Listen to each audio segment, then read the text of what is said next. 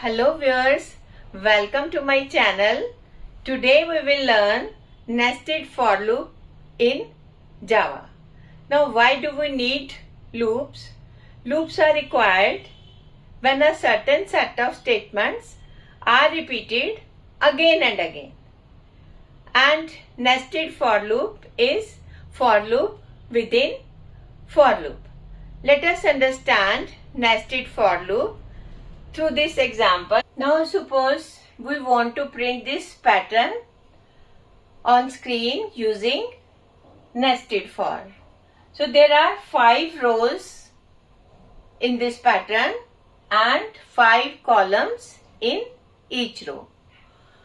Now let us define a class print to print this pattern. Then there is main function in the class, and I and j are 2 integer variables or identifiers required for nested loop. Then outer for, it starts from 1 and the condition is I less than equal to 5 because there are 5 rows in this pattern. And I gets incremented by 1. And inner loop for j starts from 1, condition being j less than equal to 5 because there are 5 columns in each row. And what is to be printed through this print statement? System.out.println within quotes star. And to move the cursor into next line, there is a statement system.out.println. Now let us understand the working, how this pattern gets printed. I starts from 1, condition is tested. 1 less than 5 is true.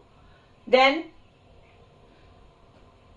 the inner for, control moves to the inner for loop. J starts from 1, condition is tested, 1 less than 5 comes true, and the control enters into body of inner loop. A star gets printed on the screen.